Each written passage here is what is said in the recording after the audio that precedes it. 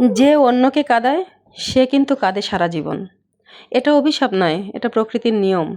প্রকৃতি খুব অদ্ভুত জিনিস, সে তার নিয়মে কাজ করবেই। আপনি অন্যকে একদিন কাঁদাবেন, আপনি সারা জীবন কাঁদবেন। তাই কাউকে কাঁদানোর আগে অনেকবার ভাববেন যে কিভাবে তাকে কাঁদাচ্ছেন, কেন কাঁদাচ্ছেন। অকারণে কাউকে কষ্ট দিবেন না, কারণে অকারণে মানুষকে কষ্ট দেওয়া ভীষণ খারাপ। একটা জীবন, একটাই তো জীবন, এই তো কেটে যাবে দেখতে দেখতে। কি দরকার আছে মানুষের সাথে এমন আচরণ করে? কি দরকার আছে কাউকে কষ্ট দিয়ে? তাই নিজের মতো করে থাকাই ভালো। নিজের মতো করে নিজের ভালোটা নিজেকে বুঝে চলা অনেক ভালো।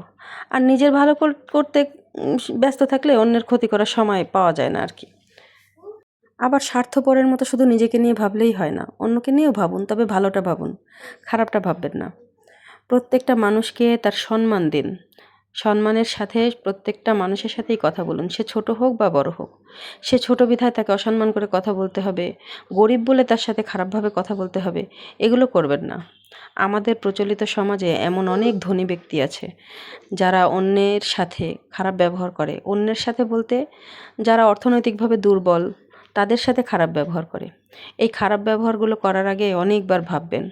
আপনিও মানুষ, সেও মানুষ, একই রক্ত মানুষের শরীরে। তাই খারাপ ব্যবহার করার আগে ভাববেন, তারপর খারাপ ব্যবহার করবেন।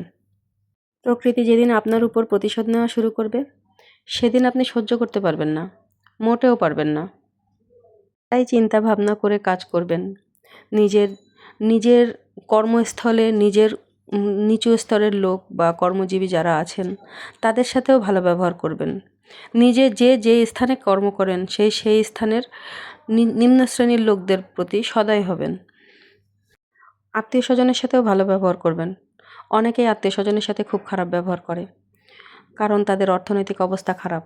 এটাই, এই অর্থনৈতিক অবস্থা খারাপের জন্য কারোর সাথে খারাপ ব্যবহার করবেন না। আজকে আপনার অর্থ আছে, কালকে নাও থাকতে পারে। আপনার যে আত্মীয়ের আজকে অর্থ নেই, একদিন তার অনেক অর্থ হতে পারে। তাই এসব নিয়েও কারোর সাথে খারাপ ব্যবহার করেন না, কারণ ওই উপরওয়ালা সবাইকেই সৃষ্টি করেছেন। আপনাকেও যিনি সৃষ্টি করেছেন তাকেও তিনিই সৃষ্টি করেছেন। সুন্দর এই পৃথিবীতে প্রত্যেকেরই সুন্দরভাবে বাঁচার অধিকার আছে। আপনি সুন্দরভাবে বাঁচলে সেও সুন্দরভাবে বাঁচবে। তো এক একজনের সৌন্দর্য এক এক রকম, যার যার বেঁচে থাকার ধরন তার তার কাছে। আপনি আপনার মতো ভালো থাকুন, সে তার মতো ভালো থাকবে। যদি সাধ্যে থাকে মানুষকে সাহায্য করুন, কিন্তু মানুষকে দুঃখ দিয়েন না। ইদানিং অনেকেই এই কাজটি করে থাকেন। আমাদেরও অনেক আত্মীয় স্বজন আছে যারা এরকমটাই করে থাকে। এতে যে মানুষ দুঃখ পায় সেটা তারা বুঝে না। কীভাবেই বা বুঝবে? তাদের বোধগম্যে তো এটা নেই।